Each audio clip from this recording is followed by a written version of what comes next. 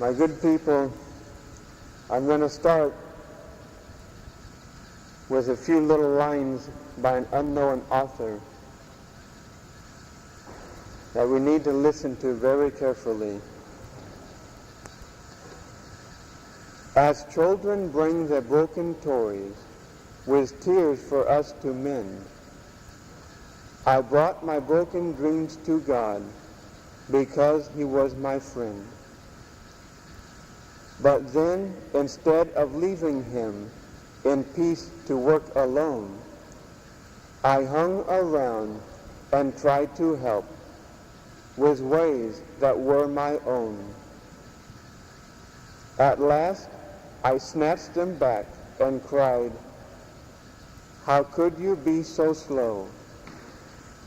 "My child," He said, "what could I do? You never did let go." End quote. My good people, how well does that apply to us in several different aspects? We kneel before God and we offer ourselves to Him. We ask that He show us His will. We ask Him to do anything with us He wants. But then what happens? When His will is made known to us, and sometimes in ways that are hard to see, we question it. We analyze it. We say, "But God, that's not what I expected."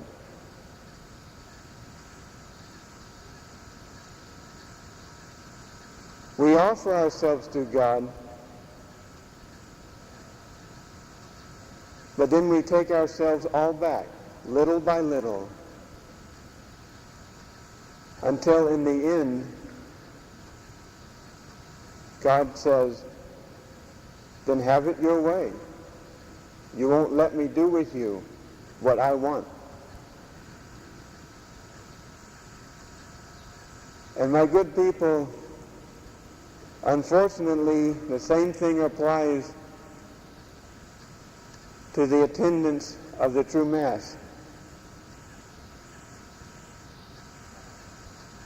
I'm going to use the pronoun we, but I'm applying it to lay people.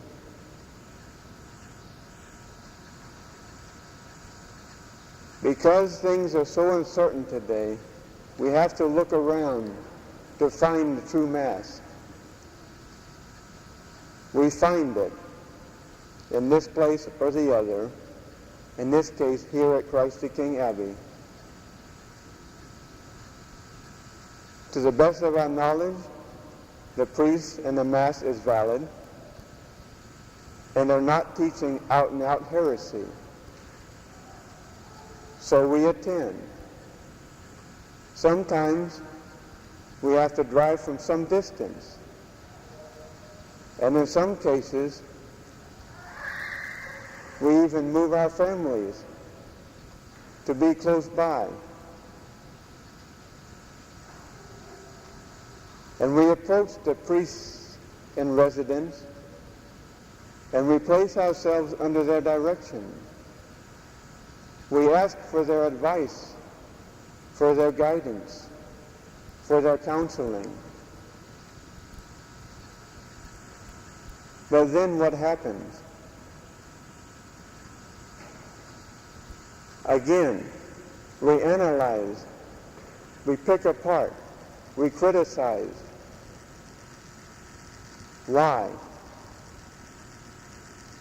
Because we are attending that Mass not sincerely, I'm afraid, looking for that which will help us to become the people, the man and the woman and the child that God wants of us. Whether or instead we come to Mass comparing it with our own opinions. We're not looking for correction, although we say we are. We're looking rather for somebody to agree with our opinions.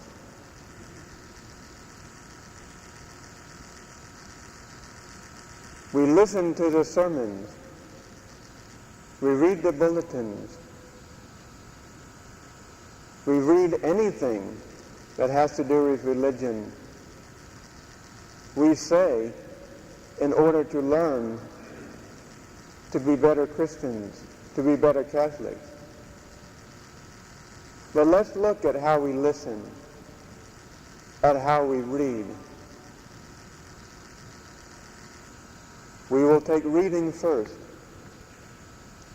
whether it's the bulletin or anything else pertaining to religion. We either try to memorize our religion in question and answer form, like the catechism, which when they used to teach it, we used to have to learn it by rote, as they called it. You memorize the question word for word, and you memorize the answer word for word. And when you're called upon, you can give it perfectly. But do you know what it means? Do you know how to apply it?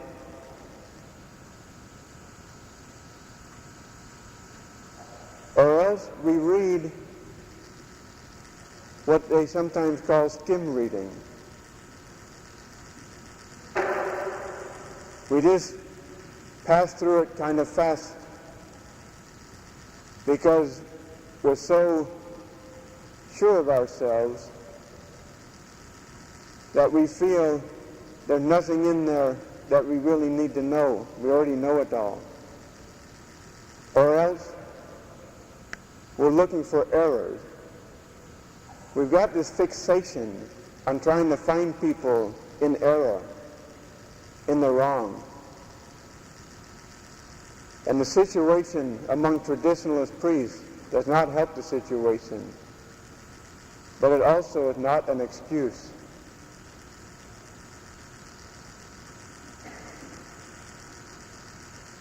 When we listen to the sermons, again, what I said about reading applies to the sermons, to the hearing. As we're listening, are we listening to find some nugget that we can apply to ourselves and say, that's me he's talking to. I've got to do something about it. Or are we in our minds half hearing the sermon and half preparing arguments against what the preacher is saying, in our defense, usually?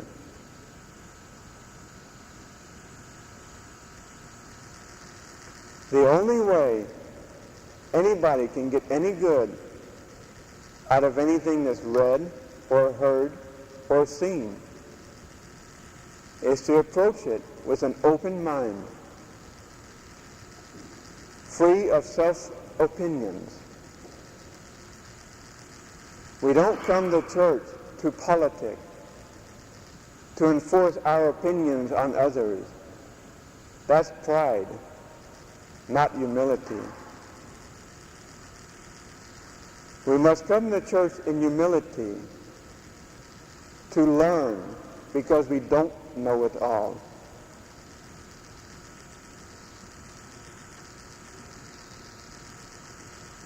When I first came to the monastery 9 years ago, I was extremely self-opinionated. I grew up a traditionalist with no proper guidance from an upper spiritual authority, because there is none. So all my opinions were formed by my own reading or by those around me who knew no more than I did, who know no more than the average layperson. And I came here, I thought, to learn how to be a monk and a priest. But for the first couple of years, if it hadn't been for the hard-headedness of Father Abbot, I would have destroyed the monastery. I was enforcing my opinions, and I was always trying to prove. My mind was closed to the truth. Until through the patience of Father Abbot and my confreres,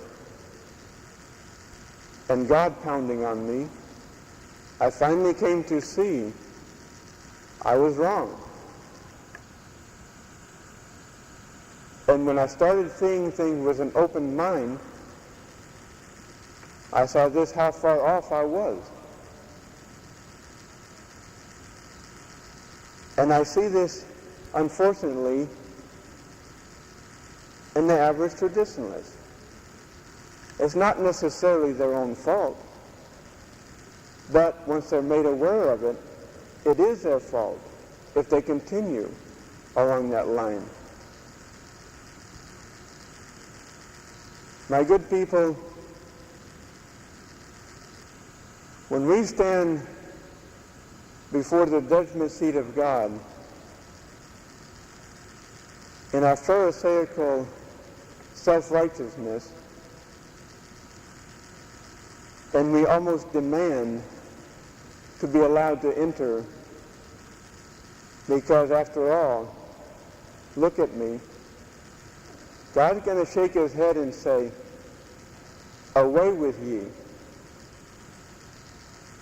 And we're going to stutter and say, but.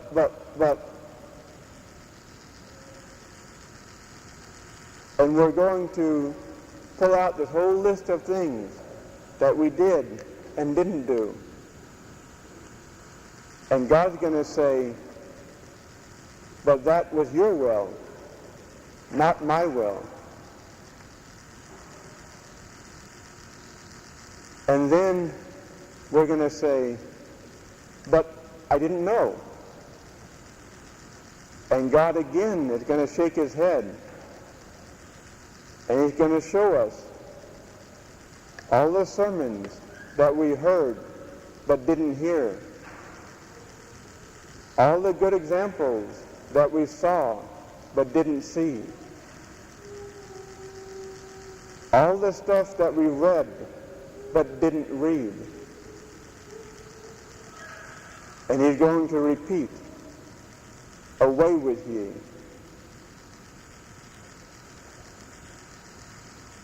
My good people,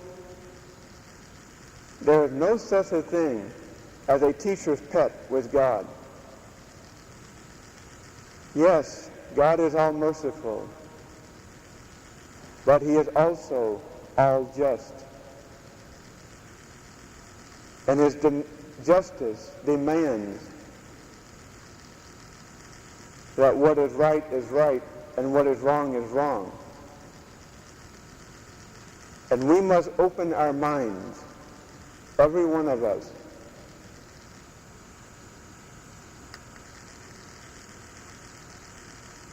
Look at the saints, the great saints. They most often, they almost always did, but some in more stronger cases than others, place themselves under specific spiritual direction of a certain priest. Sometimes, and often in the case, that priest was not a very good director. He didn't either understand the saint, or he was almost mean, or self-interested, or self-centered. Did that saint criticize his or her director? Did they run from confessor to confessor to confessor, looking for one that suited them? No. They stayed with that particular confessor, no matter how good or bad he was, as long as there was no sin involved. And they looked at it as God talking to them, no matter under what guise, because they understood something that we don't. They understood that just because a person is a priest, he's still human, and he can still make mistakes. But they had faith. They had trust in God. They knew that as long as they gave themselves completely to his representative, God would take care of them. Sometimes it was quite difficult to understand, but he always took care of them.